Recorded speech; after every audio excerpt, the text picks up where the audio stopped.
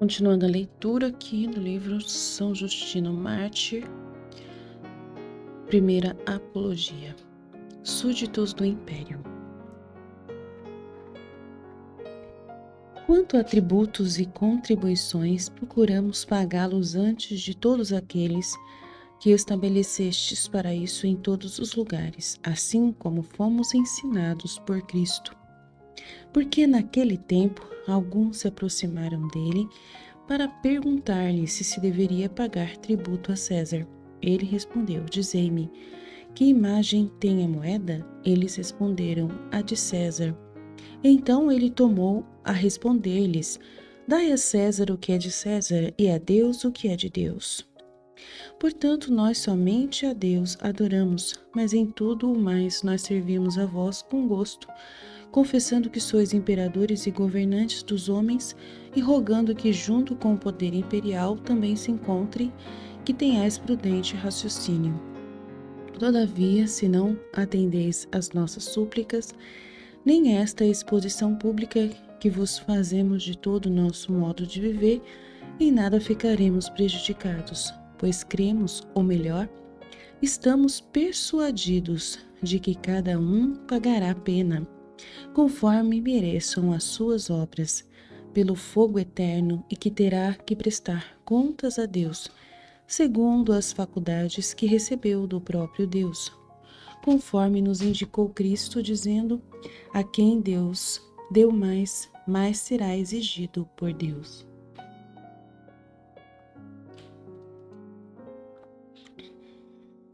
A imortalidade da alma. Vede o fim que tiveram os imperadores que vos precederam, todos morreram de morte comum. Se a morte terminasse na inconsciência, seria uma boa morte para todos os malvados, admitindo, porém, que a consciência permanece em todos os nascidos. Não sejais negligentes em convencer-vos e crer que essas coisas são verdade. De fato, a necromancia, o exame das entranhas de crianças inocentes, as evocações das almas humanas e os que são chamados entre os magos de espíritos dos sonhos e espíritos assistentes, os fenômenos que acontecem sob a ação dos que sabem essas coisas devem persuadir-vos de que, mesmo depois da morte, as almas conservam a consciência. Do mesmo modo, poderíamos citar os que são arrebatados e agitados pelas almas dos mortos, aos quais todos chamam de possessos ou loucos, aqueles que entre vós são chamados de oráculos, de Anfiloco, de Dodona, de Piton e outros semelhantes. As doutrinas de escritores como Empedocles e Pitágoras, Platão e Sócrates, aquela caverna de Homero, a descida de Ulisses para averiguar essas coisas, e outros que disseram coisas parecidas. Recebei-nos, portanto, pelo menos de modo semelhante a esses, pois cremos menos do que eles em Deus, e sim mais do que eles. Esperamos recuperar nossos próprios corpos, depois de mortos e enterrados, porque dizemos que para Deus não há nada impossível. A ressurreição não é impossível. Para quem reflete, o que pareceria mais incrível do que se, estando fora do nosso corpo, alguém dissesse que de uma pequena gota do sêmen humano seria possível nascer ossos, tendões e carnes com a forma em que os vemos, e víssemos isso em imagem? Façamos uma suposição. Se não fosseis o que sois, e de quem sois, e alguém vos mostrasse o sêmen humano e uma imagem pintada de um homem, afirmando que esta se forma daquele, por acaso acreditaríeis antes de vê-lo nascido? Ninguém se atreveria a contradizer isso. Do mesmo modo, por nunca ter visto o morto ressuscitar, a incredulidade agora vos domina. Da mesma forma, como no princípio não teríeis crido que de uma pequena gota nasceriam tais seres, e no entanto os vedes nascidos, Assim também considerai que não é impossível que os corpos humanos, depois de dissolvidos e espalhados como sementes na terra, ressuscitem ao seu tempo por ordem de Deus e se revistam de incorruptibilidade. Na verdade, não saberíamos dizer de qual potência digna de Deus falam aqueles que afirmam que tudo voltará ao lugar de onde procede e que fora disso ninguém pode nada, nem mesmo Deus. Nós, porém, vemos bem isto. Esses mesmos não teriam acreditado ser possível ter nascido tais e quais eles, e o mundo todo se vêem ter nascido. Além disso, aprendemos que é melhor crer naquilo que está acima da nossa própria natureza e que é impossível aos homens do que ser incrédulos como o vulgo. Sabemos que Jesus Cristo, nosso Mestre, disse: o que é impossível para os homens é possível para Deus. E disse mais: não temais aqueles que vos matam, e depois disso nada mais podem fazer. Temei antes aquele que depois da morte pode lançar alma e corpo no inferno. Deve-se saber que o inferno é o lugar onde serão castigados os que estiverem vivido iniquamente e não acreditaram que acontecerão essas coisas ensinadas por Deus através de Cristo. Afinidades pagãs. Também a Sibila e Estapes disseram que todo o corruptível deveria ser consumido pelo fogo. Os filósofos estoicos têm por dogma que o próprio Deus se dissolverá em fogo e afirmam que novamente, por transformação, o mundo renascerá. Nós, porém, consideramos Deus o Criador de todas as coisas, superior a todas as transformações.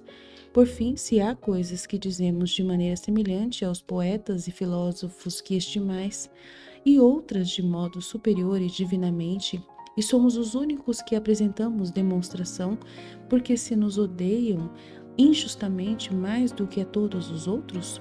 Assim, quando dizemos que tudo foi ordenado e feito por Deus, parecerá apenas que enunciamos um dogma de Platão ao falar sobre conflagração, outro dogma dos estoicos, ao dizer que são castigadas as almas dos iníquos, que ainda depois da morte conservarão a consciência, e que os dos bons, livres de todo castigo, serão felizes.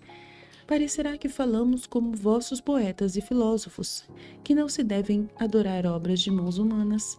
Não é senão repetir o que disseram Menandro, o poeta cômico, e outros como ele, que afirmaram que o artífice é maior do que aquele que o fabrica. Também, quando dizemos que o Verbo, primeiro rebento de Deus, nasceu sem relação carnal, isto é, Jesus Cristo, nosso Mestre, e que ele foi crucificado, morreu e depois de ressuscitado subiu ao céu, não apresentamos nada de novo se levam em conta o que chamais de filhos de Zeus. De fato, sabeis bem a quantidade de filhos que os vossos estimados escritores atribuem a Zeus. Hermes, o Verbo, intérprete e mestre de todos. Asclépio, que foi médico e que depois de ter sido fulminado subiu ao céu. Dionísio, depois que foi esquartejado. Heracles, depois de se atirar ao fogo para fugir dos trabalhos. Os Dioscuros, filhos de Leda, Perseu de Danae e Beleforente, nascido de homens sobre o cavalo Pégaso, para que ainda falar de Ariadne e dos que semelhante a ela se diz que são colocados nas estrelas? Passo por alto também vossos imperadores mortos, aos quais tendes sempre como dignos da imortalidade, e nos apresentais algum infeliz que jura ter visto César incinerado subir da pira ao céu. Também não é necessário repetir aqui as ações que se contam de cada um dos supostos filhos de Zeus, pois vós as conheceis perfeitamente. É suficiente dizer que isso foi escrito para a utilidade e encorajamento dos que se educam, pois todos consideram belo ser imitadores dos deuses. Todavia, esteja longe de toda alma sensata pensar sobre os deuses. Da mesma forma que sobre que, segundo eles, Deus é o principal e pai de todos os outros. Pensar que ele tenha sido parricida, nascido de parricida e vencido pelos baixos e vergonhosos prazeres do amor, tenha ido até Gaminedes e numerosas mulheres com as quais se uniu e aceitar que seus filhos praticassem ações semelhantes. A verdade é que, como já dissemos, foram os demônios malvados que fizeram tais coisas. Quanto a alcançar a imortalidade, nos foi ensinado que só a alcançam aqueles que vivem santo e virtuosamente perto de Deus, assim como cremos que serão castigados com fogo eterno aqueles que viveram injustamente e não se converteram. Jesus, Filho de Deus. Quanto ao Filho de Deus, que se chama Jesus, ainda que parecesse homem de modo comum, por sua sabedoria, mereceria chamar-se Filho de Deus, pois todos os escritores chamam o Deus Supremo de Pai de homens e de deuses. Afirmamos que ele, de modo especial e fora do nascimento comum, como já dissemos, nasceu de Deus como Verbo de Deus, embora isso coincida com o que afirmamos, com o que vocês afirmam sobre Hermes, a quem chamais de Verbo, anunciador ou mensageiro de Deus. Se nos lançam em rosto que ele foi crucificado, também isso é comum, como os antes citados filhos dos Zeus que admitis terem sofrido. Com efeito, conta-se que eles não sofreram o mesmo gênero de morte, mas diferentes, de modo que nem no fato de ter sofrido uma paixão particular fica-se atrás em relação a eles. Ao contrário, prosseguindo o discurso, demonstraremos que lhes é muito superior, ou melhor dizendo, já está demonstrado, pois aquele que é superior manifesta-se por suas obras. Nós anunciamos que ele nasceu de uma virgem, mas isso para vós pode ser semelhante a Perseu. Por fim, que ele curasse coxos, paralíticos e enfermos de nascimento e ressuscitasse dos mortos, também nisso parecerá que dissemos coisas semelhantes aos que se conta ter feito Asclépio. Plano apologético. Para que se torne evidente para vós, vamos apresentar-vos a prova de que aquilo que dizemos, por tê-lo aprendido de Cristo e dos profetas que os precederam, é a única verdade e a mais antiga do que todos os escritores que existiram. Não pedimos que se aceite a nossa doutrina por coincidir com eles, mas porque dizemos a verdade. Demonstraremos também que Jesus Cristo é propriamente o único Filho nascido de Deus, como seu Verbo, seu primogênito e sua potência.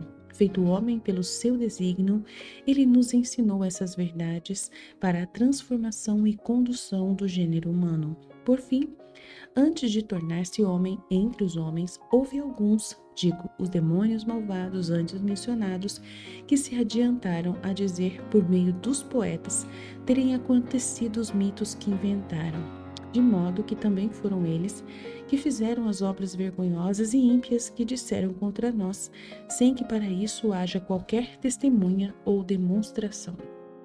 Provas. Odeiam-se apenas aos cristãos. A primeira prova é que quando dizemos tais coisas aos gregos, somos os únicos a serem odiados pelo nome de Cristo e nos tiram a vida, sem termos cometido crime algum, como se fôssemos pecadores. E tendes alguns aqui e outros ali que cultuam árvores, rios, ratos, gatos, crocodilos e uma multidão de animais irracionais. O interessante é que nem todos cultuam os mesmos, mas uns são honrados num lugar e outros em outro, de modo que todos são ímpios entre si por não ter a mesma religião. Esta é a única coisa que podeis nos recriminar. Não veneramos os mesmos deuses que vós e não oferecemos libações e gorduras aos mortos. Não colocamos coroas nos sepulcros, nem celebramos sacrifícios sobre eles. No entanto, sabeis perfeitamente que os mesmos animais, por alguns são considerados deuses, por outros feras e por outras vítimas para sacrifícios.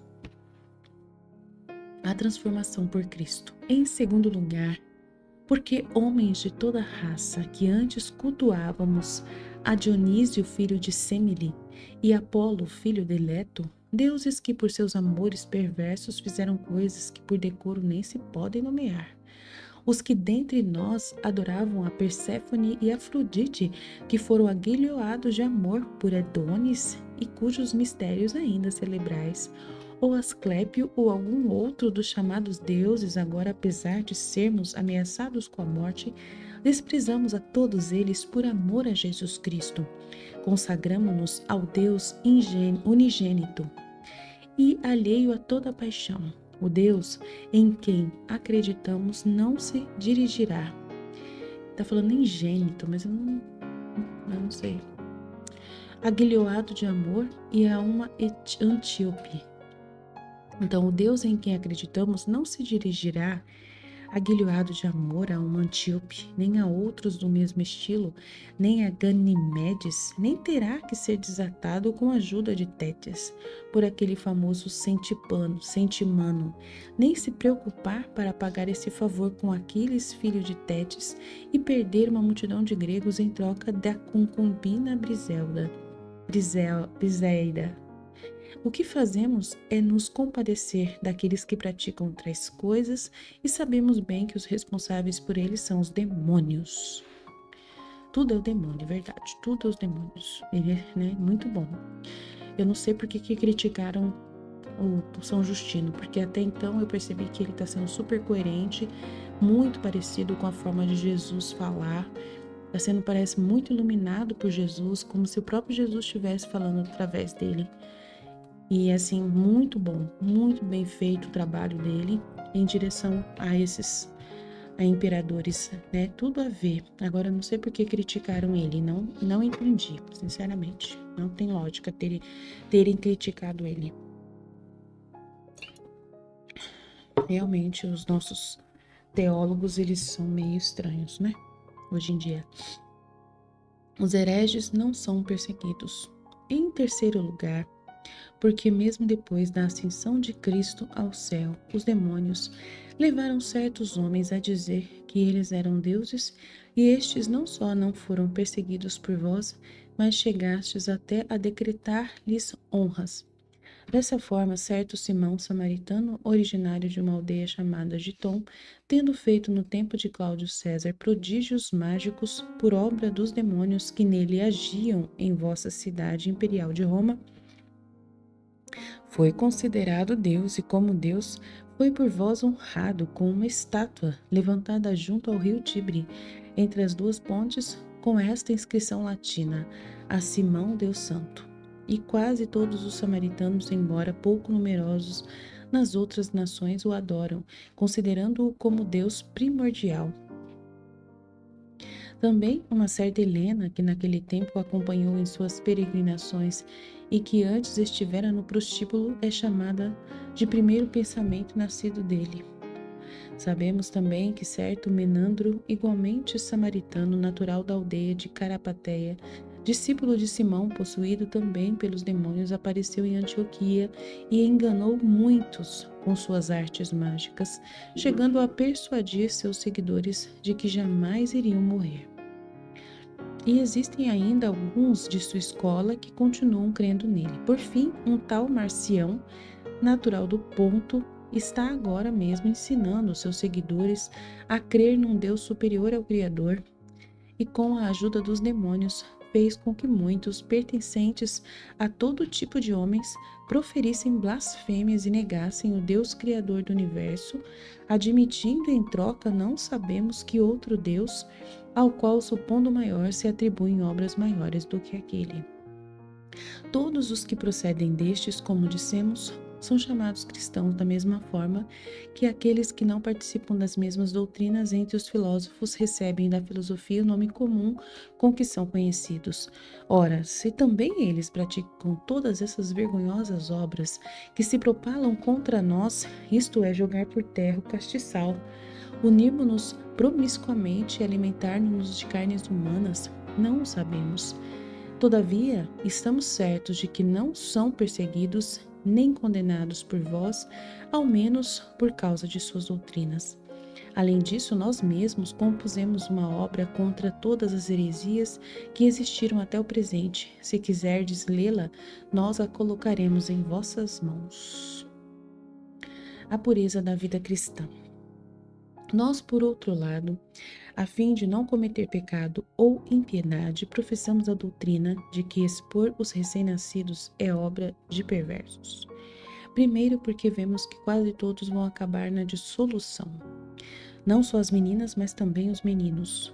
Do mesmo modo, como se conta que os antigos mantinham rebanhos de bois, cabras, ovelhas ou cavalos de pasto, assim se reúnem agora rebanhos de crianças com a única finalidade de usar torpemente delas, e toda uma multidão, tanto de mulheres como de andrógenos e pervertidos, está preparada em cada província para semelhante abominação. Nossa! Para isso, recolheis taxas, contribuições e tributos, ao passo que o vosso dever seria de arrancá-las pela raiz do vosso império. Quando se abusa de tais seres, além de tratar de uma união própria de pessoa sem Deus, ímpia e torpe, não faltará quem se una, conforme a circunstância, com um filho, um parente ou um irmão. Há também aqueles que prostituem seus próprios filhos e mulheres, outros mutilam-se publicamente para a torpeza e referem esses mistérios à mãe dos deuses. Finalmente, em todos aqueles que considerais como deuses, a serpente se pinta como símbolo e grande mistério. E aquilo mesmo que vós praticais e honrais publicamente, vós o atribuís a nós, como se tivéssemos decaído e a luz divina não nos assistisse. Todavia, como estamos livres por não praticar nada disso, vossas calúnias não nos causam nenhum dano. Ao contrário, danificam aqueles que cometem essas torpezas e ainda levantam falso testemunho contra vós. Meu Deus, sabe? Desde aquela época já tinha fazenda de crianças, né? Porque eles falam que tem até hoje. Nossa, que horror, meu pai. O homem irracional é livre. Entre nós, o príncipe dos maus demônios se chama serpente, Satanás, diabo, caluniador. Como podeis ver, caso desejardes averiguar isso através de nossas escrituras, ele e todo o seu exército, juntamente com os homens que o seguem, será enviado ao fogo para ser castigado pela eternidade sem fim, coisa que foi de antemão anunciada por Cristo. Na verdade, a paciência que Deus mostra em não fazê-lo imediatamente tem como causa o seu amor pelo gênero humano, pois ele prevê que alguns se salvarão pela penitência, entre os quais alguns que talvez ainda não tenham nascido. No princípio, ele criou o gênero humano racional, capaz de escolher a verdade e praticar o bem, de modo que não existe homem que tenha desculpa diante de Deus, pois todos foram criados racionais e capazes de contemplar a verdade. Se alguém não crê que Deus se preocupe com essas coisas, ou terá que confessar com sofismas que não existe, ou existindo se compraza com a maldade, ou permaneça insensível como uma pedra, virtude e vício seriam puros nomes, e os homens considerariam as coisas como boas ou más unicamente por sua opinião, o que é a maior impiedade e iniquidade. A castidade cristã. Também evitamos a exposição das crianças, pois tememos que algumas delas, não sendo recolhidas, venham a morrer e sejamos réus de homicídio. Nós, ao nos casarmos desde o princípio para a única finalidade de gerar filhos, ou renunciamos ao matrimônio, permanecendo absolutamente castos, para vos mostrar que a união promíscua não é um mistério que celebramos. Houve o caso que um dos nossos apresentou um memorial ao prefeito Félix em Alexandria, pedindo-lhe que autorizasse seu médico para cortar-lhe os testículos, pois os médicos daquele lugar diziam que tal operação não podia ser feita sem permissão do governador. Félix negou-se absolutamente a assinar o pedido e o jovem permaneceu solteiro, contentando-se com o testemunho de sua consciência e o de seus companheiros na fé. Cremos que não estaria fora de lugar recordar aqui Antino, que viveu nesses tempos, a quem todos por medo se prostraram para honrar como Deus, apesar de saber muito bem quem ele era e de onde ele vinha. A profecia é a prova máxima. Poderiam nos objetar que com inconveniente há em que esse que nós chamamos Cristo seja um homem que vem de outros homens e que por arte mágica fez os prodígios que dizemos e por isso pareceu ser filho de Deus? Apresentaremos, pois, a demonstração não dando fé àqueles que nos contam os fatos, mas crendo por necessidade naqueles que os profetizaram antes de acontecer, da forma que os vemos cumpridos ou que estão se cumprindo diante dos nossos olhos, tal como foram profetizados. Demonstração que acreditamos que parecerá a vós mesmos a mais forte e a mais verdadeira. A versão dos 70. Entre os judeus houve profetas de Deus através dos quais o espírito profético anunciou antecipadamente os acontecimentos futuros. E os reis, que segundo os tempos se sucederam entre os judeus, apropriando-se de tais profecias, guardaram-nas cuidadosamente tal como foram ditas, e tal como próprios profetas as consignaram em seus livros escritos em sua própria língua hebraica.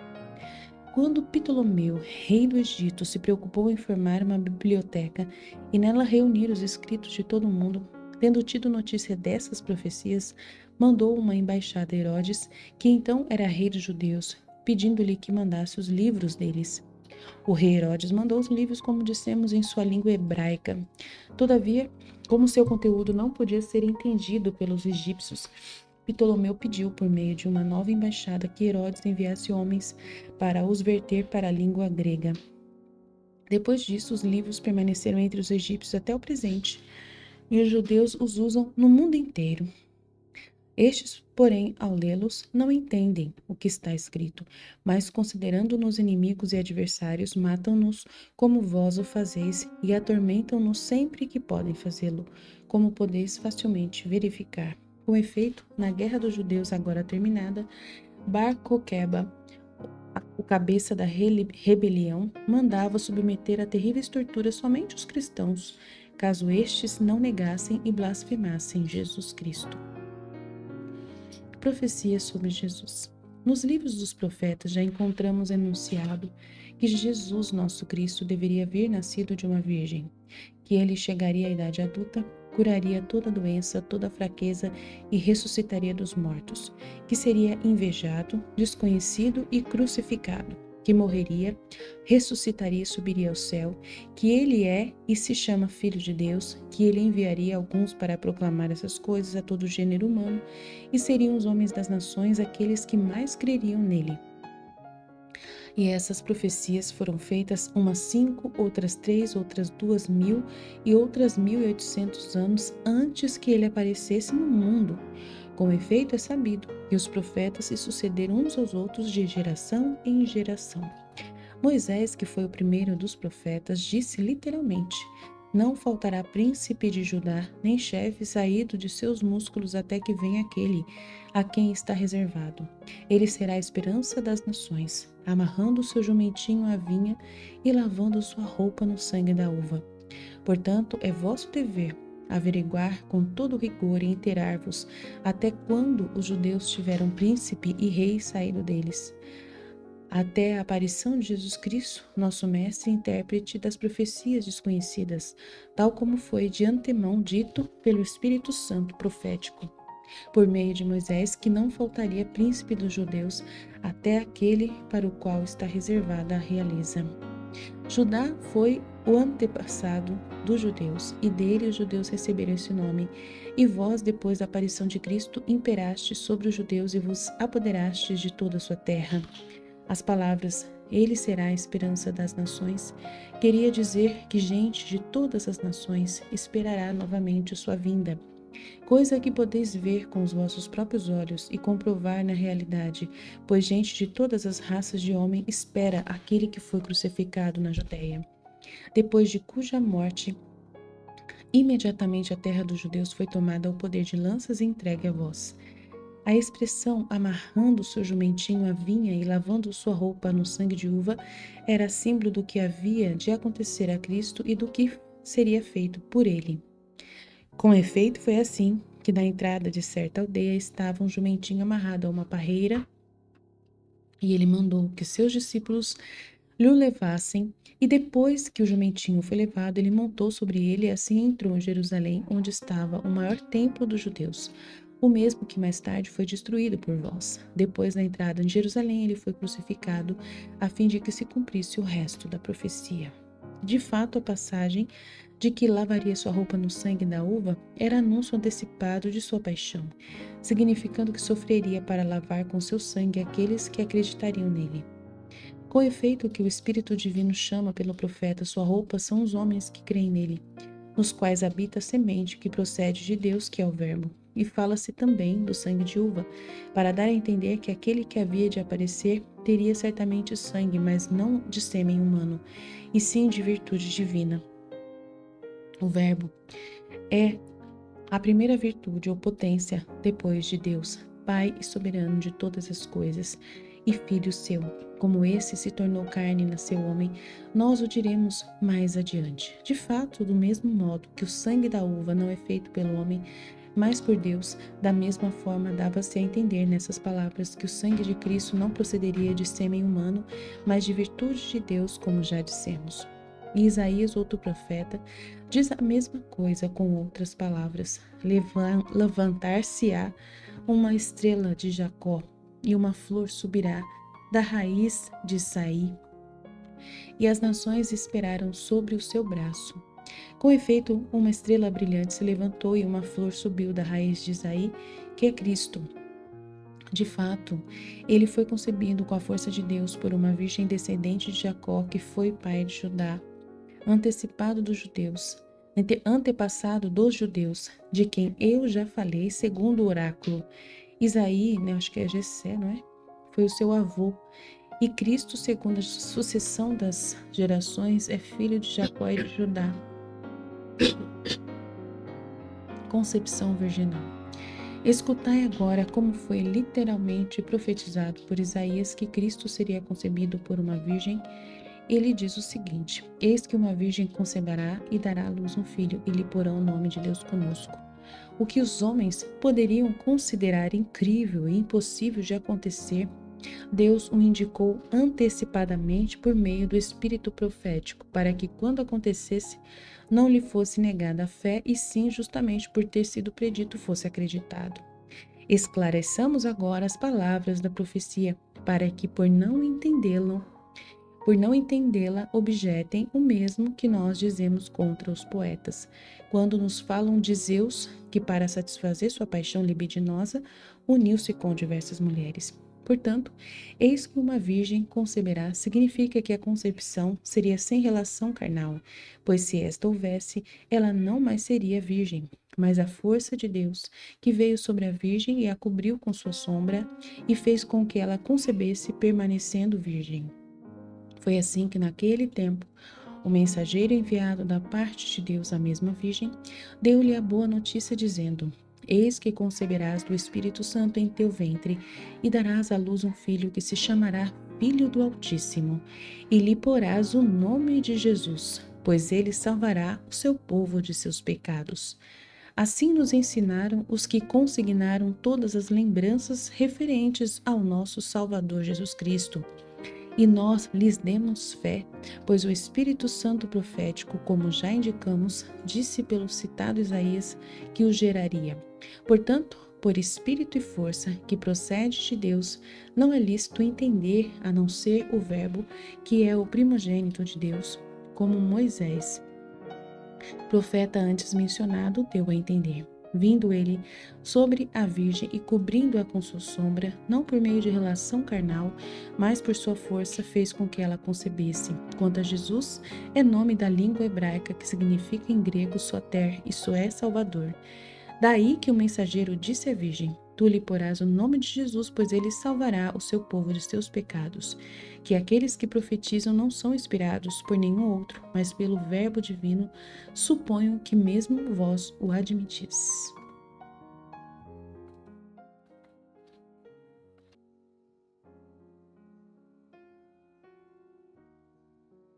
Lugar de nascimento.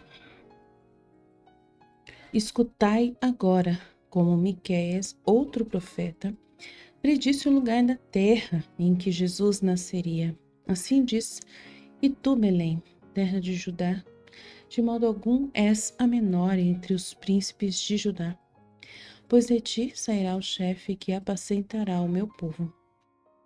Sabe-se que há, no país dos judeus, uma aldeia que dista de Jerusalém 35 estádios e que nela nasceu Jesus Cristo, como podeis comprovar pelas listas do recenseamento feitas sob Quirino, que foi o vosso primeiro procurador na Judéia. Várias profecias. Também foi predito que Cristo, depois de nascer, viveria oculto aos outros homens, até a idade adulta. Escutai o que foi dito antecipadamente a esse respeito. E é o seguinte: um menino nasceu, um pequenino nos foi dado, cujo império está sobre os ombros. Aludindo essas palavras à força da cruz, a qual, ao ser crucificado, juntou aos ombros, com a sequência do discurso mostrará mais claramente. E, de novo, o mesmo profeta Isaías, inspirado pelo espírito profético, disse: Eu estendi as minhas mãos para um povo que não crê e contradiz, aos que andam por um caminho que não é bom. E agora me vem pedir julgamento e tem a ousadia de aproximar-se de Deus. E outra vez, por meio de outro profeta, diz com outras palavras: Eles transpassaram meus pés e minhas mãos e lançaram sorte sobre a minha roupa.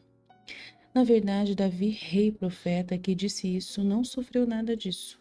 Mas Jesus Cristo estendeu as suas mãos quando foi crucificado pelos judeus que o contradiziam e falavam que ele não era o Messias. Com efeito, como disse o profeta, levaram-no arrastando e fazendo-o sentar-se numa cadeira de juiz, disseram-no: Julga-nos. Transpassaram as mãos e os meus pés. Significa os cravos que na cruz transpassaram seus pés e mãos, e depois de crucificá-lo, aqueles que o crucificaram lançaram sorte sobre as suas roupas e as repartiram entre si. Que tudo isso assim aconteceu, podeis comprová-lo pelas atas redigidas no tempo de Pôncio Pilatos. Citamos também a profecia de outro profeta, Sofonias, que literalmente profetizou que ele montaria sobre um jumentinho e desse modo entraria em Jerusalém. São estas as suas palavras: Alegra-te muito, filha de Sião, dá gritos, filha de Jerusalém, eis que o teu rei vem a ti manso, montado sobre um jumento, sobre um jumentinho, filho de um animal de jugo. Regras de interpretação. Percebamos que, quando ouvis que os profetas falam como em própria pessoa, não deveis pensar que assim falam os próprios homens inspirados, mas é o verbo divino que os move. Algumas vezes, ele fala como que anunciando de antemão o que vai acontecer. Outras como se estivesse no lugar de Deus, soberano e Pai do universo. Outras na pessoa de Cristo. E outras ainda nas pessoas que respondem ao seu Pai e Senhor. Algo semelhante acontece com vossos próprios escritores, em que um é aquele que escreveu tudo, mas são várias as pessoas que entram no diálogo. Não entendendo isso, os judeus, que são aqueles que possuem os livros dos profetas, não só não reconheceram a Cristo já vindo, mas antes odeiam a nós, que dizemos que ele de fato veio, e mostramos que, como fora profetizado, foi por eles crucificado. Para que também isso fique claro para vós, eis aqui algumas palavras que foram ditas pelo profeta Isaías antes mencionado, na pessoa do Pai. O boi conhece o seu dono, e o jumento a manjedoura de seu senhor. Mas Israel não me conheceu e o meu povo não me entendeu. Ai da nação pecadora, do povo cheio de pecados, descendência má, filhos iníquos, abandonastes o Senhor. De novo, em outra passagem, em que o mesmo profeta fala igualmente na pessoa do Pai: Que casa me edificareis? Diz o Senhor: O céu é o meu trono e a terra o escabelo de meus pés. E outra vez, em outra passagem, As vossas luas novas e os vossos sábados, a minha alma os detesta. O vosso dia de grande jejum e a vossa ociosidade, eu não os suporto. Nem mesmo quando vós apresentais diante de mim, eu vos escutarei. Vossas mãos estão cheias de sangue. Até quando me trazeis flor de farinha ou incenso? Isso é abominação para mim. Não quero a gordura de carneiros ou sangue de novilhos. Com efeito, quem pediu essas coisas de vossas mãos? Desata antes toda a atadura de injustiça. Rompe as cordas dos contratos injustos. Cobre aquele que está nu e aquele que não tem teto. Reparte o teu pão com o faminto. Portanto, com essas passagens, podeis entender que tais são os ensinamentos que os profetas dão na pessoa de Deus. Quando o espírito profético fala na pessoa de Cristo, ele se expressa assim: Eu estendi as minhas mãos a um povo que não crê e contradiz, aos que andam por um caminho que não é bom. E, novamente, entreguei minhas costas aos açoites e minhas faces às bofetadas, e não afastei o meu rosto da vergonha das cuspidas. E o Senhor se tornou todo o meu auxílio. Por isso eu não fui confundido, mas transformei o meu rosto em rocha dura. E soube que não seria confundido, pois está perto aquele que me justifica. E o mesmo quando diz: Eles lançaram sorte sobre as minhas roupas e transpassaram as minhas mãos e os meus pés. Mas eu adormeci e me entreguei ao sono e ressuscitei porque o Senhor me protegeu. E outra vez quando diz: Cochichavam com os seus lábios e balançavam a cabeça, dizendo: Salve-se a si mesmo.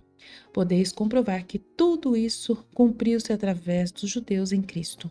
Com efeito, estando já na cruz, eles retorciam os lábios e balançavam a cabeça, dizendo: Quem ressuscitou mortos, livre-se a si mesmo. Profecia cumprida.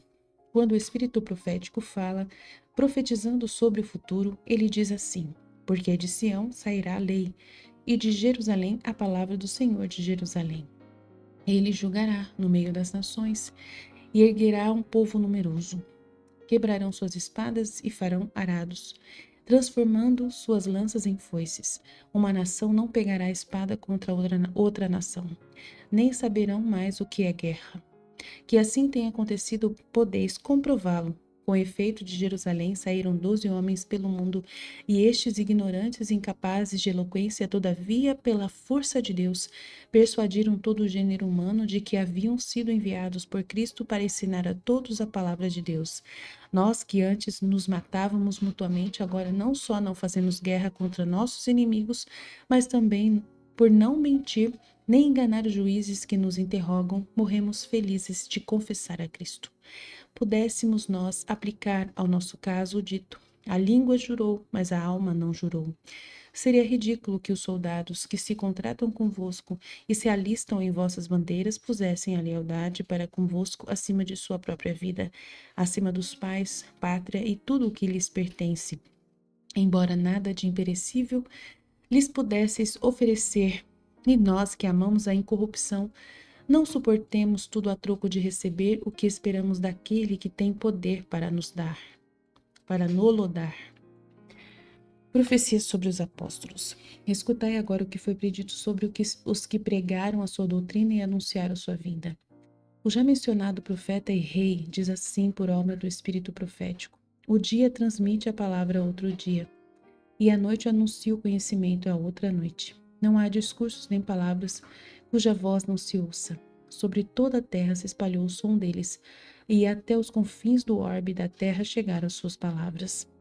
No sol colocou a sua tenda, e este, como esposo que sai do seu quarto, se regozijará como gigante para percorrer o seu caminho. Além disso, acreditamos ser oportuno e apropriado ao nosso intento mencionar outras palavras profetizadas pelo mesmo rei Davi, através dos quais podeis inteirar-vos de como o espírito profético exorta os homens a viver, e como mostra a conspiração que Herodes, rei dos judeus, os próprios judeus, Pilatos, que foi vosso procurador na Judéia, e seus soldados tramaram juntos contra Cristo. Notai também Como se profetiza que pessoas de toda raça de homens deveriam crer nele, que Deus o chama de seu filho e promete submeter-lhe todos os seus inimigos, ainda como os demônios, enquanto podem procurar escapar do poder de Deus Pai, soberano de tudo e de Cristo, por fim, como Deus chama todos à penitência antes de chegar o dia do julgamento. As profecias dizem o seguinte: bem-aventurado o homem que não anda no desígnio dos ímpios, não para no caminho dos pecadores, nem se assenta no assento da perdição, mas se compraz na lei do Senhor e que dia e noite medita em sua lei. Será como árvore plantada junto às correntes das águas, que dará seu fruto no devido tempo e suas folhas não cairão. E em tudo o que fizer será bem-sucedido. Não assim os ímpios, não assim, mas como o pó que o vento espalha sobre a face da terra. Por isso os ímpios não se levantarão no dia do julgamento, nem os pecadores no conselho dos justos. De fato, o Senhor conhece o caminho dos justos e o caminho dos ímpios perecerá. Porque as nações fremiram e os povos meditaram novidades? Os reis da terra apresentaram-se e os príncipes se juntaram contra o Senhor e contra o seu ungido, dizendo: rompamos suas amarras e arranquemos de nós o seu jugo. Aquele que habita nos céus receará deles, e o Senhor os fará objeto de sua zombaria. Então falar-lhes-á com ira, e com sua indignação os perturbará. Eu, porém, fui constituído por ele como rei sobre Sião, seu monte santo, para anunciar o seu decreto. O Senhor me disse: tu és o meu filho, eu hoje te gerei. Pede-me e te darei as nações como tua herança e os confins da terra como tua propriedade. Apacentou-las-á com cetro de ferro, como vaso de oleiro os farás em pedaços. E agora, reis, entendei, instruí-vos, vós que julgais a terra. Servi ao Senhor no temor e no tremor, regozijai-vos nele. Aprendei a disciplina, não aconteça que em certo momento o Senhor se irrite e pereçais saindo do caminho justo, quando de repente sua ira se acender. Felizes todos os que nele confiam. Profecia sobre o reino de Cristo.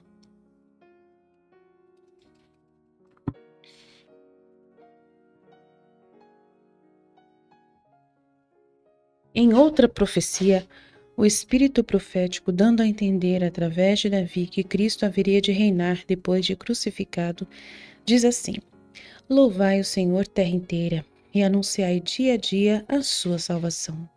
Porque o Senhor é grande e digno do maior louvor, temível sobre todos os deuses. Com efeito, todos os deuses das nações são imagens de demônios, mas Deus fez os céus.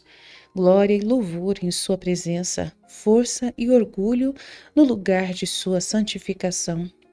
Glorificai ao Senhor aquele que é Pai dos séculos. Tomai graça e entrai em sua presença, adorando-o em seus santos átrios.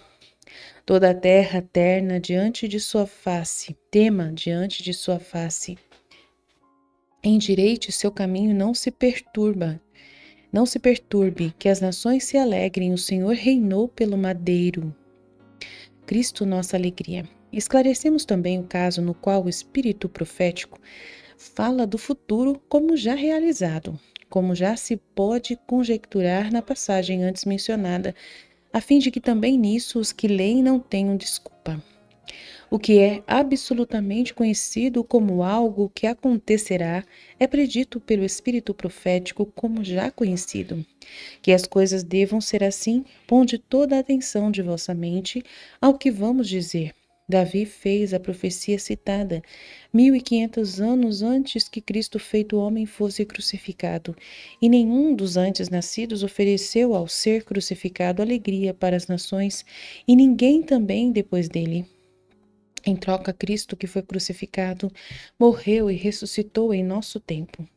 Não só reinou ao subir ao céu, mas pela sua doutrina pregada pelos apóstolos em todas as nações, é a alegria de todos os que esperam a imortalidade que ele nos prometeu. Profecia e livre-arbítrio.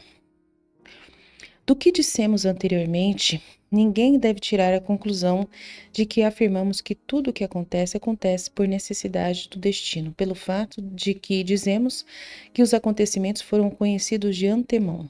Por isso, resolveremos também essa dificuldade. Nós aprendemos dos profetas e afirmamos que esta é a verdade. Os castigos e tormentos, assim como as boas recompensas, são dadas a cada um conforme suas obras. Se não fosse assim, mas tudo acontecesse por destino, não haveria absolutamente livre-arbítrio. Com efeito, se já está determinado que um seja bom e outro mau, nem aquele merece elogio, nem este vitupério. Se o gênero humano não tem poder de fugir por livre determinação do que é vergonhoso e escolher o belo, ele não é irresponsável de nenhuma ação que faça. Mas que o homem é virtuoso e peca por livre escolha, podemos demonstrar pelo seguinte argumento. Vemos que o mesmo sujeito passa de um contrário a outro. Ora, se estivesse determinado ser mau ou bom, não seria capaz de coisas contrárias, nem mudaria com tanta frequência. Na realidade, nem se poderia dizer que uns são bons e outros maus, desde o momento que afirmamos que o destino é a causa de bons e maus, e que realiza coisas contrárias a si mesmo, ou que se deveria tomar como verdade o que já anteriormente insinuamos, isto é, que virtude e maldade são puras palavras e que só por opinião se tem algo como bom ou mal. Isso, como demonstra a verdadeira razão, é o cúmulo da impiedade e da iniquidade. Ele está falando do relativismo, né? Que o relativismo é o cúmulo da impiedade e da iniquidade. Que só por opinião se tem algo como bom ou mal. É o relativismo. Afirmamos ser destino ineludível, que aqueles que escolheram o bem terão digna recompensa e os que escolheram o contrário terão igualmente digno castigo. Com efeito, Deus não fez o homem como as outras criaturas, por exemplo, árvores ou quadrúpedes, que nada podem fazer por livre determinação. Nesse caso, não seria digno de recompensa e elogio, pois não teria escolhido o bem por si mesmo, mas nascido já bom, nem por ter sido mau seria castigado injustamente, pois não o seria livremente, mas por não ter podido ser algo diferente do que foi. Platão depende de Moisés. Essa doutrina foi ensinada a nós pelo Espírito profético que, por meio de Moisés, nos testemunha que falou ao primeiro homem que havia criado do seguinte modo: Olha, que diante da tua face está o bem e o mal, escolhe o bem. E de novo, através de Isaías, outro profeta, sabemos que na pessoa de Deus, Pai soberano do universo, foi dito o seguinte sobre esse mesmo assunto: Lavai-vos e purificai-vos, tirai a maldade de vossas almas, aprendei a fazer o bem, julgai o órfão, fazei justiça à viúva, e então vinde e conversaremos, diz o Senhor. Mesmo que vossos pecados sejam como a púrpura, eu os deixarei brancos como a lã, mesmo que sejam como escarlate, eu os tornarei brancos como a neve. Se quiserdes e me escutardes, comereis os bens da terra. Mas se não me escutardes, a espada vos devorará, porque assim falou a boca do Senhor. A expressão anterior, a espada vos devorará, não quer dizer que os que desobedecerem serão passados a fio de espada, mas por espada deve-se entender o fogo, cuja presa são os que escolheram praticar o mal. Por isso diz, a espada vos devorará, porque assim falou a boca do Senhor. Se tivesse falado da espada que corta e se separa imediatamente, não teria dito devorará. De modo que o próprio Platão, ao dizer a culpa é de quem escolhe, Deus não tem culpa, falou isso por tê-lo tomado do profeta Moisés, pois sabe-se que este é o mais antigo do que todos os escritores gregos. Em geral, tudo o que os filósofos e poetas disseram sobre a imortalidade da alma e da contemplação das coisas celestes, aproveitaram-se dos profetas, não só para poder entender, mas também para expressar isso. Daí que parece haver em todos algo como germes da verdade. Todavia, demonstra-se que não o entenderam exatamente pelo fato de que se contradizem uns aos outros. Concluindo, se dizemos que os acontecimentos futuros foram profetizados, nem por isso afirmamos que aconteçam por necessidade do destino.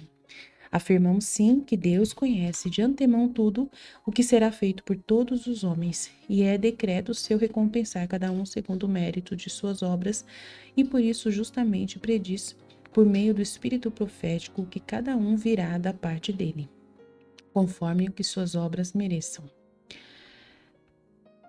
Com isso, Ele constantemente conduz o gênero humano à reflexão e à lembrança, demonstrando-lhe que cuida e usa de providência para com os homens. Todavia, pela ação dos maus demônios, decretou-se pena de morte contra aqueles que lerem os livros de Estaspes,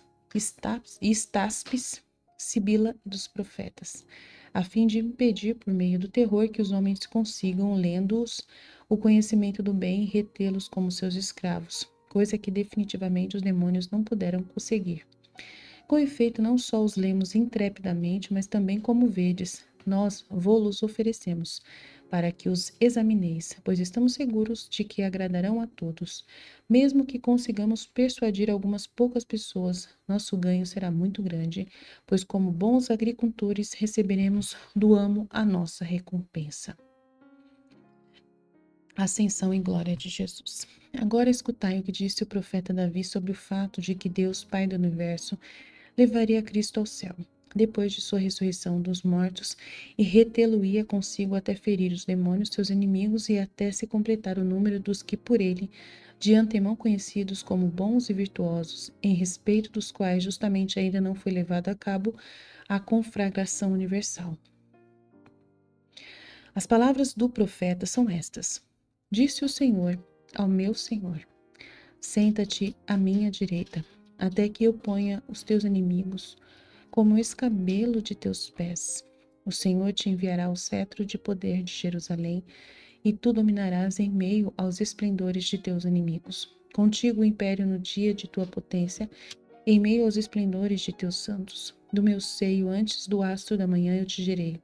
Portanto, o que ele diz, enviar-te-á de Jerusalém o cetro de poder, era anúncio antecipado da palavra poderosa que, saindo de Jerusalém, os apóstolos pregaram por toda parte, e que nós, a despeito da morte decretada dos que ensinam ou absolutamente confessam o nome de Cristo, em todo lugar também a abraçamos e também ensinamos. E se também vós ledes como inimigos estas nossas palavras, além de matar-nos, como já dissemos antes, nada podeis dizer, fazer.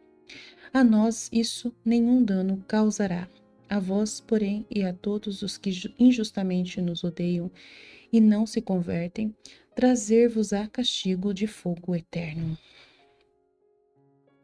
Cristãos antes de Cristo.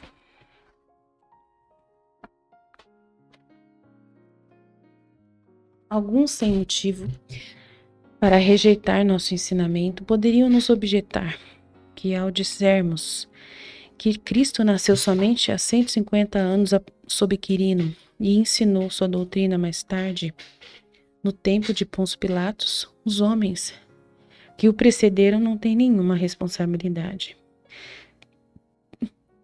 Tratemos de resolver essa dificuldade. Nós recebemos o ensinamento de que Cristo é o primogênito de Deus e indicamos antes que ele é o Verbo, do qual todo o gênero humano participou. Portanto, aqueles que viveram conforme o Verbo são cristãos, quando foram considerados ateus, como sucedeu entre os gregos com Sócrates, Heráclito e outros semelhantes, e entre os bárbaros com Abraão, Ananias, Azarias e Misael, e muitos outros, cujos fatos e nomes omitimos agora, pois seria longo enumerar. De modo que também os que antes viveram sem razão se tornaram inúteis e inimigos de Cristo e assassinos daqueles que vivem com razão. Mas os que viveram e continuam vivendo de acordo com ela são cristãos e não experimentam medo ou perturbação. O motivo pelo qual ele nasceu homem, de uma virgem, pela virtude do Verbo, conforme o desígnio de Deus Pai e soberano do universo, e foi chamado Jesus, e depois de crucificado e morto, ressuscitou e subiu ao céu. O leitor inteligente poderá perfeitamente compreendê-lo pelas longas explicações que foram dadas até aqui. De nossa parte, como não é necessário demonstrar esse ponto agora, passaremos às demonstrações mais urgentes. Sobre a ruína de Jerusalém. Escutai o que foi predito pelo Espírito profético sobre a devastação futura da terra dos judeus. As palavras foram ditas como na pessoa daqueles que se maravilham com o acontecido. São as seguintes: Sião ficou deserta, Jerusalém ficou solitária, e a casa, nosso santuário, foi profanado. A glória que nossos pais bendisseram tornou-se presa do fogo, e todas as suas maravilhas se fundiram. A esse respeito tu suportastes, te calaste e nos humilhaste muito. Que Jerusalém tenha ficado deserta, tal como fora predito, é coisa que já estáis bem conhecidos e convencidos. E não só se predisse a sua devastação, mas também pelo profeta Isaías, que a nenhum deles seria permitido habitar nela com essas palavras. A terra deles está deserta e os próprios inimigos a devoram diante deles, e deles não haverá ninguém que nela se encontrasse, e decretastes pena de morte contra o judeu que nela habite. Que vós mesmos montastes guarda para que ninguém nela fosse encontrado, é coisa que sabeis perfeitamente. Os milagres de Cristo. Que nosso Cristo curaria todas as enfermidades e ressuscitaria mortos. Escutei as palavras com que isso foi profetizado. São estas: diante dele o coxo saltará como servo, e a língua dos mudos se soltará. Os cegos recobrarão a vista. Os leprosos ficarão limpos e os mortos ressuscitarão e começarão a andar. Que tudo isso foi feito por Cristo. Vós o podeis comprovar pelas atas redigidas no tempo de Pôncio Pilatos, sobre como de antemão foi indicado que ele haveria de ser morto juntamente com os homens que nele esperam. Escutai as palavras do profeta Isaías. Eis como pereceu o justo, e ninguém reflete em seu coração. Varões justos são tirados do meio e ninguém considera. O justo é tirado da vista da iniquidade e ficará em paz. Seu sepulcro é tirado do meio. A gentilidade. Novamente olhai o que o profeta Isaías diz. Os povos das nações que não o esperavam iriam adorá-lo. Ao contrário, os judeus que o esperavam o desconheceram quando ele veio. As palavras são ditas na pessoa de Cristo.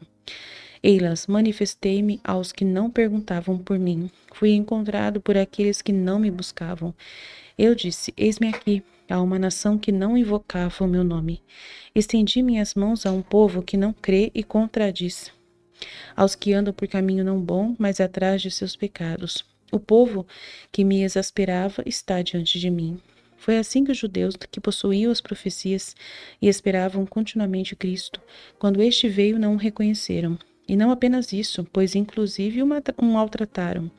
Ao contrário, os gentios que nunca tinham ouvido falar dele, até que os apóstolos, tendo saído de Jerusalém, lhes contaram sua vida e lhes entregaram as profecias, cheios de alegria e de fé, renunciaram aos ídolos e se consagraram ao Deus ingênito, por meio de Cristo, que de antemão foram conhecidos. Essas ignomínias que se propagariam contra os que confessam a Cristo, e como são miseráveis aqueles que o blasfemam, dizendo que é bom preservar os antigos costumes. Escutai como o profeta Isaías o diz brevemente. São suas as palavras. Ai daqueles que chamam amargo ao doce e doce ao amargo. A paixão e glória de Cristo. Escutai agora as profecias relativas à paixão e desonras que, feito homem, ele sofreria por nós, e a glória com que voltará são estas. Porque entregaram sua alma à morte, e foi contado entre os iníquos. Ele tomou os pecados de muitos, e se reconciliará com os iníquos. Eis que meu servo entenderá, será levantado e glorificado muito. Do mesmo modo, como muitos ficarão atônitos à tua vista, tão desonrada está a tua figura dos homens, e tua glória tão longe dos homens. Assim muitas nações ficarão maravilhadas e reis permanecerão silenciosos, porque aqueles para os quais não foi anunciado verão, e os que não ouviram entenderão. Senhor, quem creu naquilo que ouviu de nós? Para quem foi revelado o braço do Senhor? Anunciamos diante dele como menino, como raiz em terra sedenta. Ele não tem beleza nem glória. Nós o vimos e não tinha beleza nem formosura, mas seu aspecto estava desonrado e debilitado em comparação com os homens. Homem sujeito ao açoite e que sabe suportar a enfermidade. Seu rosto está escondido, foi desonrado e desprezado. Leva sobre si nossos pecados e padece por nós, e nós consideramos que ele estava em fadiga, em açoite e desgraça. Ele foi ferido por causa de nossas iniquidades e debilitado por causa de nossos pecados. A disciplina da paz estava sobre ele. fomos curados por suas chagas. Todos nós andávamos errantes como ovelhas, cada um se desviou pelo próprio caminho. Entregou-se por nossos pecados, e ao ser maltratado não abre a boca. Foi levado como ovelha ao matadouro, como cordeiro que fica mudo diante daquele que o tosquia. Ele também não abre a boca. Em sua humilhação, o seu julgamento foi tirado. Antes de ser crucificado, até seus discípulos o abandonaram e negaram. Depois, porém, quando ressuscitou dentre os mortos e foi visto por eles, depois que lhes ensinou a ler as profecias nas quais estava predito que isso deveria acontecer, e o viram subir ao céu e creram, depois que receberam a força que de lá lhes foi enviada por ele, espalharam-se entre todo tipo de homens, ensinaram-lhes todas essas coisas e foram chamados apóstolos. O Espírito profético, a fim de fazer-nos entender que quem padece essas coisas é de origem inexplicável e reina sobre seus inimigos, assim disse. Quem explicará a sua geração? De fato, sua vida é arrebatada da terra. Pelas iniquidades deles caminha para a morte. Em lugar de sua sepultura, darei os mares e por sua morte os rios, porque ele não cometeu iniquidade e nem se achou engano em sua boca, e o Senhor quer purificá-lo do açoite. Se oferecerdes pelo pecado, vossa alma verá descendência duradoura. O Senhor quer afastar a alma dele da fadiga, mostrar-lhe luz, formá-lo na inteligência, justificar o justo que serviu bem a muitos, e ele mesmo carregará os nossos pecados. Por isso herdará muitos e repartirá os despojos dos fortes, porque sua alma foi entregue à morte, e por ter sido contado entre os iníquos, por ter carregado os pecados e ter se entregue pelas iniquidades deles. Escutai como foi profetizado que ele deveria subir ao céu. Diz o seguinte: levantai as portas do céu, abri-vos portas, para que entre o Rei da Glória. Quem é esse, o Rei da Glória? O Senhor forte e o Senhor poderoso, que ele também há de vir dos céus com glória. Escutai o que sobre isso foi dito pelo profeta Jeremias. Ele diz assim: eis como o Filho do Homem vem sobre as nuvens do céu e seus anjos com ele.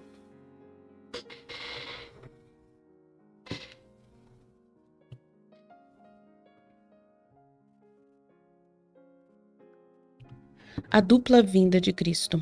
Como demonstramos que tudo o que aconteceu até agora foi previamente anunciado pelos profetas, agora, como em tudo, é necessário também que creiamos no que foi igualmente profetizado, mas que ainda vai acontecer, com efeito do mesmo modo que o acontecido antecipadamente anunciado, por mais que não tivesse sido compreendido, aconteceu. Assim também, o que ainda falta para ser cumprido acontecerá, por mais que não se compreenda nem se creia.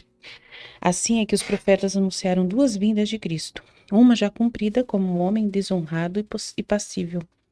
A segunda, quando virá dos céus acompanhado de seu exército de anjos, quando ressuscitará também os corpos de todos os homens que existiram. Revestirá de incorruptibilidade os que foram dignos e enviará aos iníquos, com percepção eterna, ao fogo eterno, junto com os perversos demônios. Vamos mostrar como foi profetizado que isso deverá acontecer.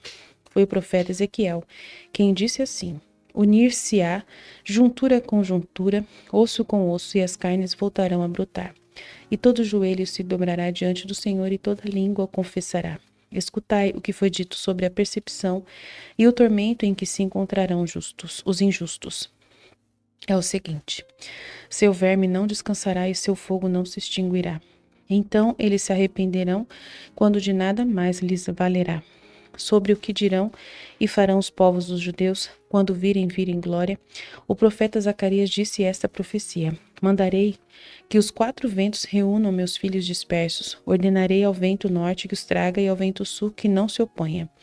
Então haverá um grande choro em Jerusalém, não pranto de bocas e lábios, mas pranto de coração. Não rasgarão suas roupas, mas suas almas. Cada tribo baterá no peito, olharão aquele que transpassaram e dirão: por que, Senhor, nos desviastes de teu caminho? A glória que nossos pais bendisseram converteu-se em opróbrio para nós. Profecia sobre a gentilidade. Poderíamos mostrar muitas outras profecias, entretanto, terminamos essa prova por aqui, considerando que as citadas são suficientes para convencer aqueles que têm ouvidos para ouvir e entender, e podem, assim, precaver-se que não somos como os que inventam suas fábulas sobre os supostos filhos de Zeus, que nos contentamos apenas com afirmar sem termos provas para alegar.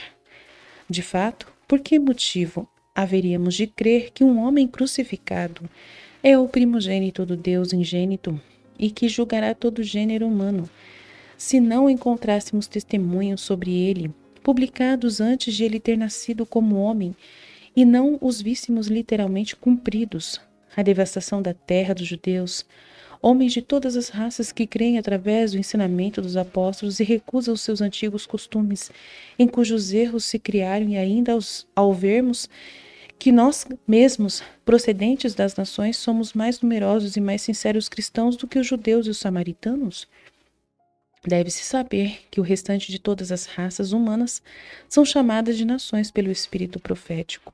A casta dos judeus e samaritanos, porém, chama-se Israel e casa de Jacó. Citarei para vós a profecia que prediz que os crentes serão em maior número entre aqueles que procedem da gentilidade do que entre os judeus e samaritanos. Diz assim: alegra-te, estéril, tu que não concebes. Rompe e grita de júbilo, tu que não sofres dores de parto, porque são mais numerosos os filhos da abandonada do que daquela que tem marido. De fato, todas as nações que cultuavam obras manufaturadas estavam abandonadas pelo verdadeiro Deus, mas os judeus e samaritanos que tinham a palavra de Deus transmitida pelos profetas e estavam constantemente esperando Cristo, vindo estes, o desconheceram, exceto alguns poucos dos quais o espírito profético havia predito, através de Isaías, que se salvariam. Disse pessoalmente sobre eles mesmos: se o Senhor não nos tivesse deixado semente, não nos teríamos tornado como Sodoma e Gomorra. Moisés conta que Sodoma e Gomorra foram cidades de homens ímpios que Deus destruiu, queimando-as com fogo e enxofre, sem que nelas ninguém se salvasse, a não ser um estrangeiro de origem caldeia chamado Ló, juntamente com suas filhas. Ainda hoje, quem quiser pode ver toda essa terra que continua deserta, calcinada e estéril. Que os cristãos da gentilidade seriam mais sinceros e fiéis, eis o que disse o profeta Isaías: Israel é incircunciso de coração, e as nações o são de prepúcio. A contemplação de tantos fatos podem bem levar razoavelmente à persuasão e à fé os que amam a verdade, que não seguem a opinião nem se deixam dominar por suas paixões. As fábulas pagãs. Ao contrário, os que ensinam os mitos inventados pelos poetas não podem oferecer nenhuma prova aos jovens que os aprendem de cor. E nós demonstramos que foram ditos por obra de demônios perversos para enganar e extraviar o gênero humano. Com efeito, ouvindo os profetas anunciarem que Cristo viria e que os homens ímpios seriam castigados através do fogo, colocaram na frente muitos que se disseram filhos de Zeus, crendo que assim conseguiriam que os homens considerassem as coisas a respeito de Cristo como um conto de fadas, semelhante aos contados pelos poetas. Tudo se propagou principalmente entre os gregos e outras nações, onde mais os demônios tinham ouvido pelo anúncio dos profetas que se deveriam crer em Cristo. Nós colocaremos às claras que, embora ouvindo o que dizem os profetas, não o entenderam exatamente, mas parodiaram como charlatães aquilo que se refere a Cristo. Como já dissemos, o profeta Moisés é mais antigo do que todos os escritores e por ele, como já indicamos, foi feita esta profecia. Não faltará príncipe de Judá, nem chefe de seus músculos, até que venha aquele a quem está reservado. E ele será a esperança das nações, amarrando seu jumentinho na sua videira e lavando sua roupa no sangue de uva. Ouvindo essas palavras proféticas, os demônios disseram que Dionísio tinha sido filho de Zeus, ensinaram que ele tinha inventado a vinha, introduziram o asno em seus mistérios e propagaram que ele, depois de ter sido esquartejado, subiu ao céu. Nossa, os demônios ensinaram isso sobre o Dionísio. Meu Deus, que ridículo.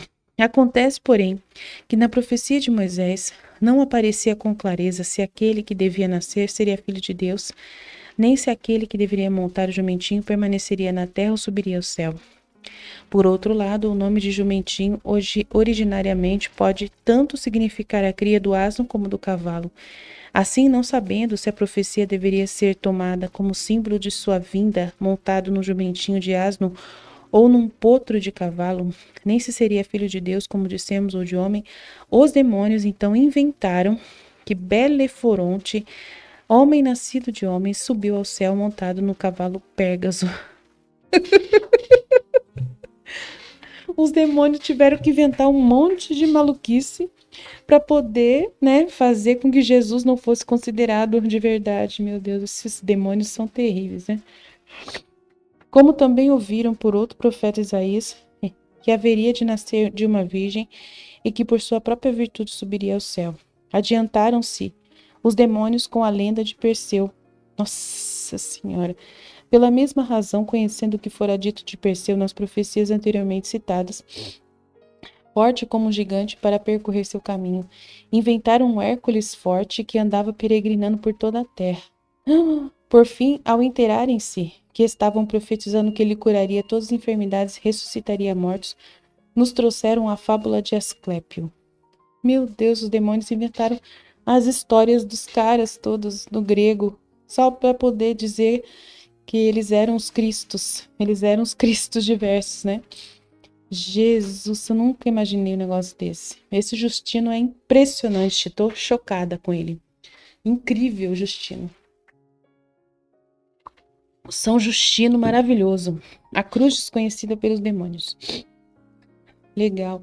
Todavia, em nenhum lugar, em nenhum dos supostos filhos de Zeus, arremendaram a crucificação por não a tê-la entendido.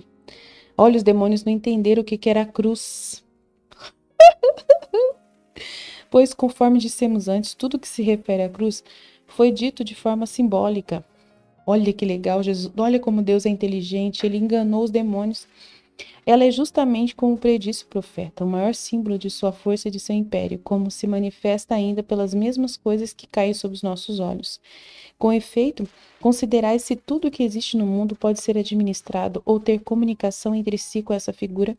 De fato, não é possível sucar o mar, se esse troféu de vitória, que aqui se chama vela, não se mantém de pé no navio. Sem ela não se ara a terra. Também os cavadores e artesãos não realizam seu trabalho sem instrumentos que têm essa figura. A própria figura humana não se distingue de qualquer outra coisa dos animais irracionais, senão por ser reta, poder abrir os braços e levar, partindo de frente, proeminente o chamado nariz, pelo qual se verifica a respiração do animal e que não mostra outra coisa que a forma da cruz. E o profeta falou desta maneira, a respiração diante de nosso rosto, Cristo Senhor.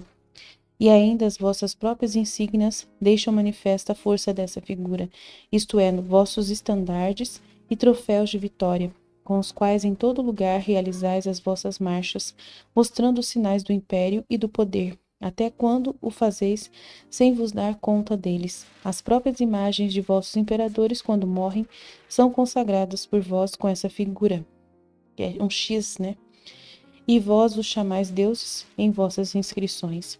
Uma vez que os exortamos pelo raciocínio por uma figura patente, na medida de nossas forças, daqui por diante nós não nos sentiremos irresponsáveis, mesmo que continueis incrédulos, pois o que dependia de nós já foi feito e chegou ao fim.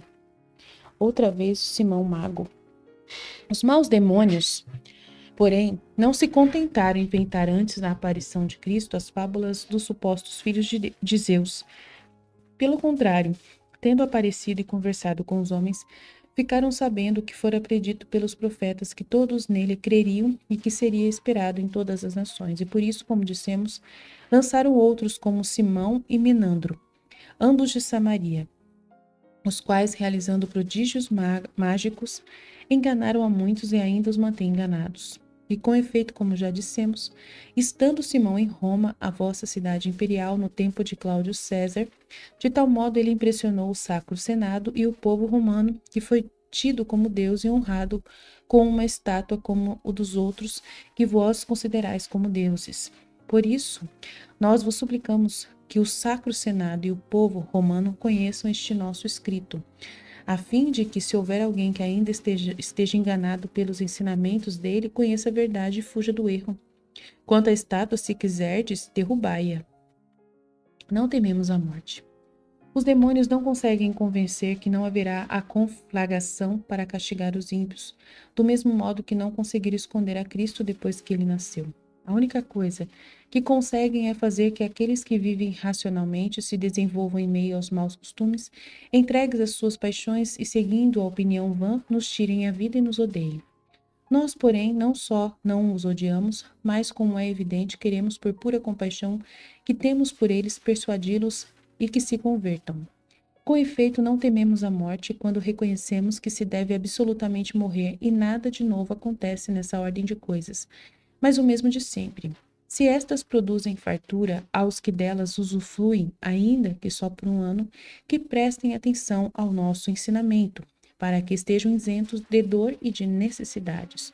Contudo, se acreditam que não existe nada depois da morte, afirmando que os que morrem terminam em uma absoluta inconsciência, nesse caso, fazem-nos um benefício ao livrar-nos dos sofrimentos e necessidades daqui. Mas eles se mostram maus, inimigos dos homens, seguidores de opinião, pois não nos tiram a vida para nos libertar, mas nos matam para privar-nos da vida e do prazer. Marcião inspirado pelo demônio. Como dissemos antes, os maus demônios também lançaram à frente Marcião do ponto que agora ensina a negar o Deus Criador de tudo, o que é celeste e terrestre, assim como a Cristo, Filho de Deus, que foi anunciado pelos profetas, e prega não sabemos qual outro Deus fora do Criador de todas as coisas, assim como um outro filho seu. Muitos lhe deram fé, como se ele fosse o único que conhece a verdade e zombam de nós, apesar de não terem nenhuma prova do que dizem, mas sem qualquer razão são presas de doutrinas ímpias e dos demônios, como cordeiros arrebatados pelo lobo. De fato, os chamados demônios em nada despedem, tanto empenho como em afastar os homens do Deus Criador e de Cristo, seu primogênito. Para isso, aqueles que são capazes de levantar da terra, eles os prenderam e continuam prendendo ao terreno e às obras de mãos de homens. E aos que se lançam à contemplação do divino, se não possuem uma fala discreta e limpa e uma vida isenta de paixão, preparam-lhes as armadilhas para lançá-los à impiedade. Platão, discípulo de Moisés. De nossos mestres também, isto é, do Verbo que falou pelos profetas, Platão tomou o que disse sobre Deus ter criado o mundo, transformando uma matéria informe. Para convencer-nos disso, escutai o que disse literalmente Moisés, o primeiro dos profetas anteriormente já citado, mais antigo do que os escritores gregos, por meio dele, dando-nos a entender de que maneira e com quais elementos Deus fez o mundo no princípio, o espírito profético assim disse. No princípio, Deus criou o céu e a terra. A terra era informe e vazia. As trevas ficavam por cima do abismo e o Espírito de Deus pairava sobre as águas. E Deus disse, faça-se a luz, e a luz foi feita.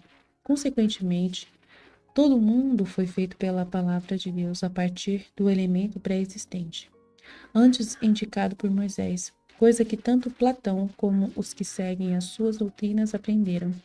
E também nós a aprendemos, e vós podeis persuadir-vos disso. E mesmo aquilo que entre os profetas se chama érebo, ou abismo, sabemos que já fora dito antes por Moisés. O que Platão, explicando a criação, diz no Timeu sobre o Filho de Deus, deu-lhe a forma de X no universo. Ele o tomou igualmente de Moisés.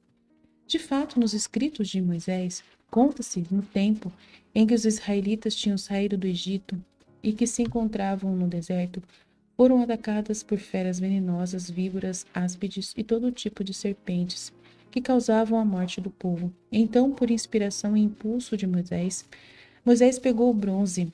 Impulso de Deus, Moisés pegou o bronze e fez uma figura de cruz e a colocou sobre o tabernáculo santo, dizendo ao povo, se olhardes para esta figura e crerdes, sereis salvos por meio dela.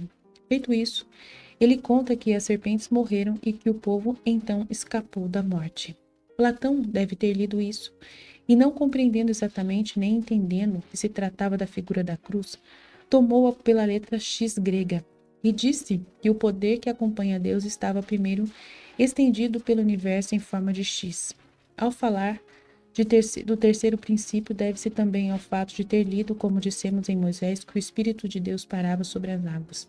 Com efeito, Platão dá o segundo lugar ao verbo que vem de Deus e que ele disse estar espalhado em forma de X no universo. E dá o terceiro lugar ao Espírito que se disse parar sobre as águas e assim fala, e o terceiro sobre o terceiro. Que haverá uma conflagração universal, escutai como o Espírito profético anunciou de antemão. Ele diz o seguinte: descerá um fogo sempre vivo e devorará o abismo até embaixo. Portanto, não somos nós que professamos opiniões iguais aos outros, e sim todos por imitação repetem as nossas doutrinas. Entre nós, tudo isso pode-se ouvir e aprender até daqueles que ignoram as formas das letras, pessoas ignorantes e bárbaras de língua, mas sábias e fiéis de inteligência e até pessoas mutiladas e privadas de visão, de onde se pode entender que isso não acontece por sabedoria humana, mas se diz que é pela força de Deus. O batismo, iluminação e regeneração.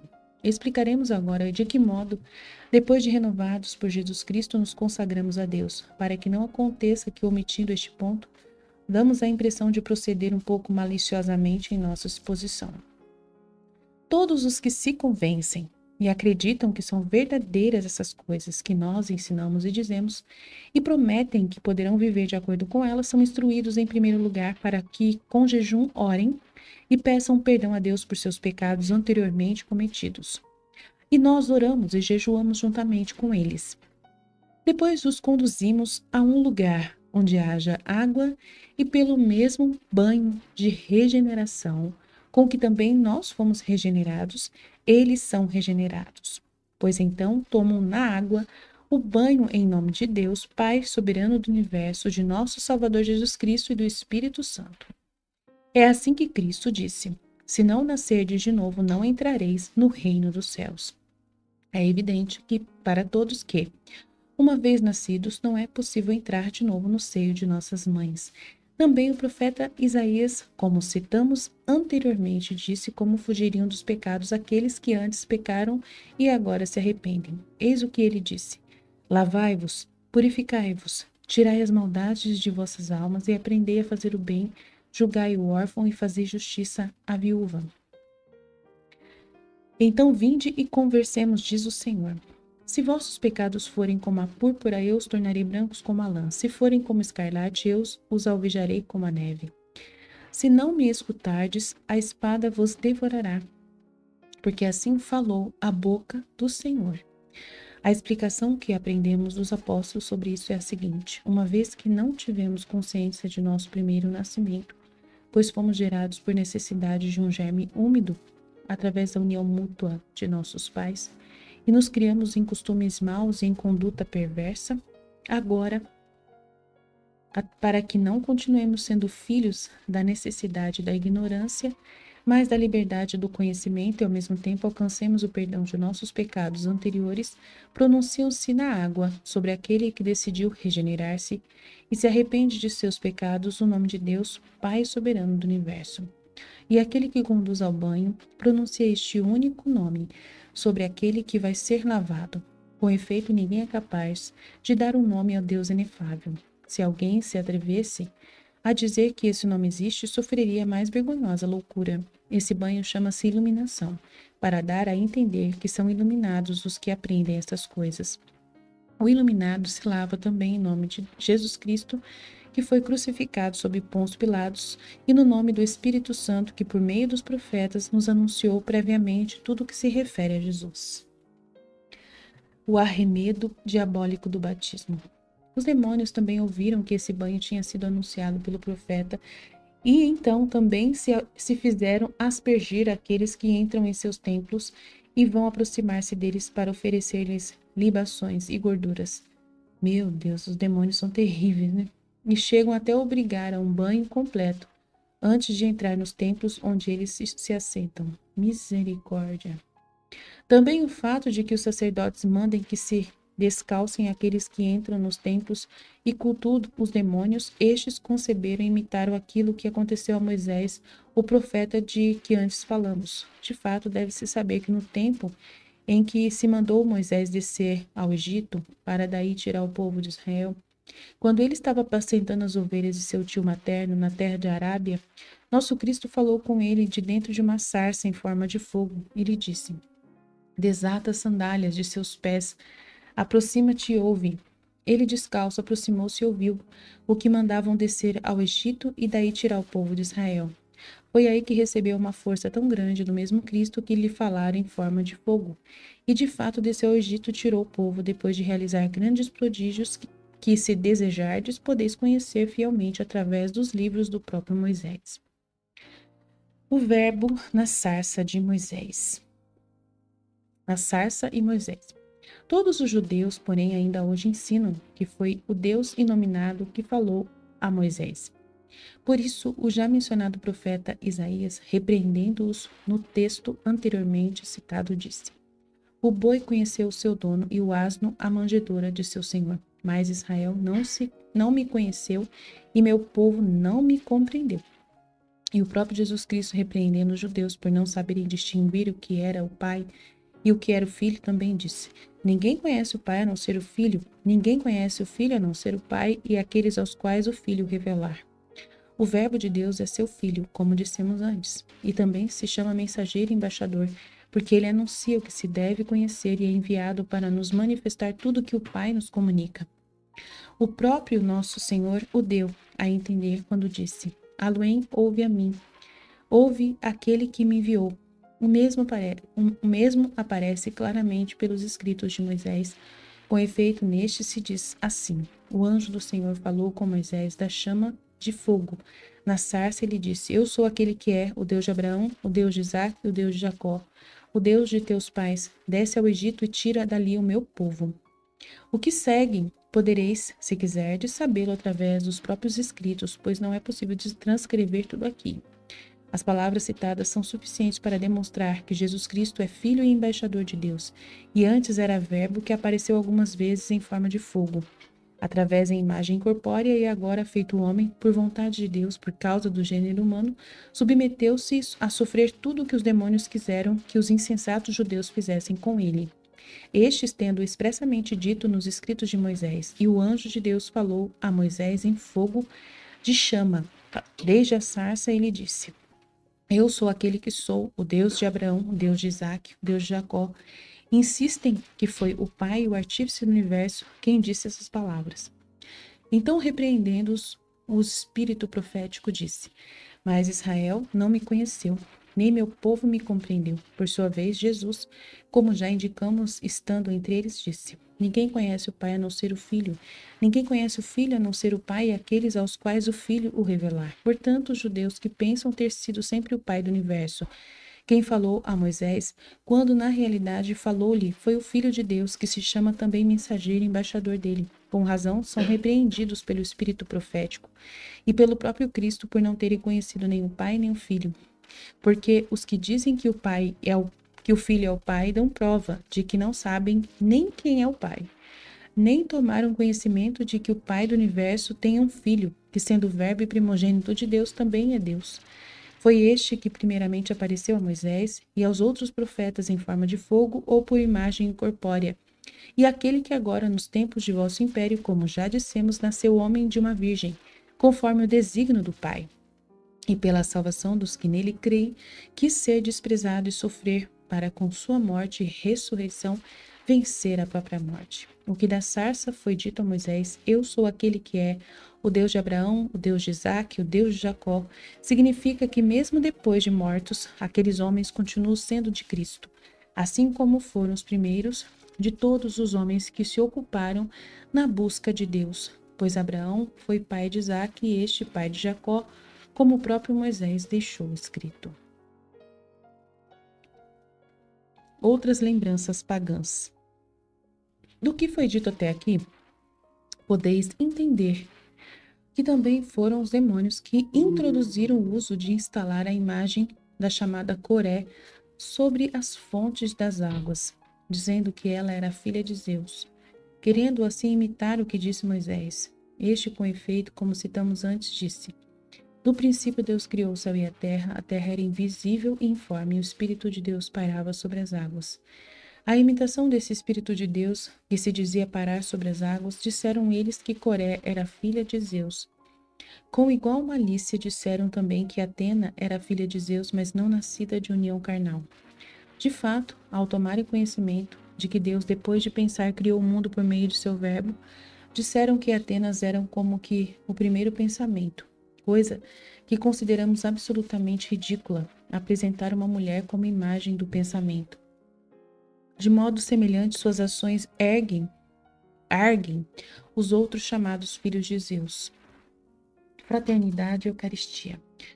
De nossa parte, depois que assim foi lavado aquele que creu e aderiu a nós, depois do batismo, nós o levamos aos que se chamam irmãos, no lugar em que estão reunidos, a fim de elevar fervorosamente orações em comum por nós mesmos, por aquele que acaba de ser iluminado e por todos os outros espalhados pelo mundo inteiro, suplicando que se nos conceda, já que conhecemos a verdade, ser encontrados por nossas obras como homens de boa conduta e observantes dos que nos mandaram, e assim consigamos a salvação eterna.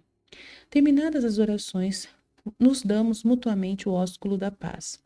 Depois, aquele que preside aos irmãos é oferecido pão e uma vasilha com água e vinho. Pegando-os, ele louva e glorifica o Pai do universo através do nome de seu Filho e do Espírito Santo e pronuncia uma longa ação de graças por ter nos concedido esses dons que dele provêm. Quando o presidente termina as orações e a ação de graças, todo o povo presente aclama Amém. Amém em hebraico significa assim seja. Depois que o presidente deu ação de graças, a todo o povo aclamou, os que entre nós se chamam ministros ou diáconos dão a cada um dos presentes parte do pão, do vinho e da água, sobre os quais se pronunciou a ação de graças e os levam aos ausentes. Nossa, é a missa de hoje, a missa nova, igualzinho a missa nova de hoje. Teologia e Eucaristia. Este alimento se chama entre nós Eucaristia, da qual ninguém pode participar.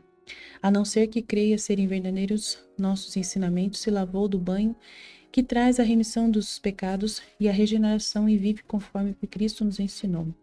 De fato, não tomamos essas coisas como um pão comum ou bebida ordinária, mas da maneira como Jesus Cristo, nosso Salvador, feito carne, por força do Verbo de Deus, teve carne e sangue por nossa salvação. Assim nos ensinou que, por virtude da oração ao Verbo que procede de Deus, o alimento sobre o qual foi dita a ação de graças, alimento com o qual, por transubstanciação, se nutre nosso sangue e nossa carne, é a carne e o sangue daquele mesmo Jesus encarnado. Foi isso que os apóstolos, nas memórias por eles escritas, que se chamam evangelhos, nos transmitiram, que assim foi mandado a eles, quando Jesus, tomando o pão e dando graças, disse: Fazei isto em memória de mim, este é o meu corpo. E igualmente, tomando o cálice e dando graças, disse: Este é o meu sangue. E só participou isso a eles. É certo que isso também, por arremedo, foi ensinado pelos demônios perversos, para ser feito nos mistérios da mitra. Com efeito, nos ritos de um novo iniciado, apresenta-se pão e uma vasilha de água com certas orações, como sabeis e podeis informar-vos. Credo. Os demônios são terríveis, né? Liturgia dominical. Depois dessa primeira iniciação, recordamos constantemente entre nós essas coisas e aqueles de nós que possuem alguma coisa socorrem todos os necessitados e sempre nos ajudamos mutuamente. Por tudo o que comemos, bendizemos sempre ao Criador de todas as coisas por meio de Jesus Cristo e do Espírito Santo. No dia que se chama do Sol, celebra-se uma reunião de todos os que moram nas cidades ou nos campos, e aí se lê, enquanto o tempo o permite, as memórias dos apóstolos ou os escritos dos profetas. Quando o leitor termina, o presidente faz uma exortação e convite para imitarmos esses belos exemplos. Em seguida, levantamo-nos todos juntos e elevamos nossas preces. Depois de terminadas, como já dissemos, oferece pão, vinho e água, e o presidente, conforme suas forças, faz igualmente subir a Deus suas preces e ações de graças. A todo o povo exclama Amém.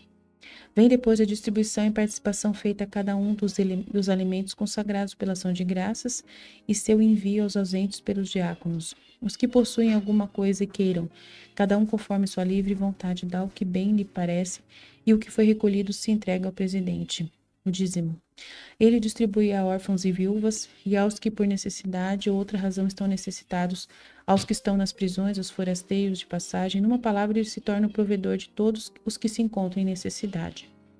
Celebramos essa reunião geral no dia do sol, domingo, porque foi o primeiro dia em que Deus, transformando as trevas em matéria, fez o mundo, e também o dia em que Jesus Cristo, nosso Salvador, ressuscitou dos mortos. Domingo, né? Com efeito, sabe-se que o crucificaram um dia antes do dia de Saturno, né? Crucificaram na sexta. E no dia seguinte ao de Saturno, que é o dia do sol, ele apareceu aos seus apóstolos discípulos e nos ensinou essas mesmas doutrinas que estamos expondo para vosso exame. Então, ele ressuscitou no domingo. Petição final. Portanto, se vos parece que tais doutrinas provêm da razão e da verdade, respeitai-as, mas se as considerais como charlatanice ou coisa de charlatães, desprezai-as. Não decreteis, porém, pena de morte, como contra inimigos, contra aqueles que nenhum crime cometem. De fato, vos avisamos de antemão, e se vos obstinais em vossa iniquidade, não escapareis do futuro julgamento de Deus. De nossa parte, exclamaremos: aconteça o que Deus quiser. Poderíamos também exigir que mandeis celebrar os julgamentos dos cristãos conforme nossa petição, apoiando-nos na carta do máximo e gloriosíssimo César Adriano, vosso pai.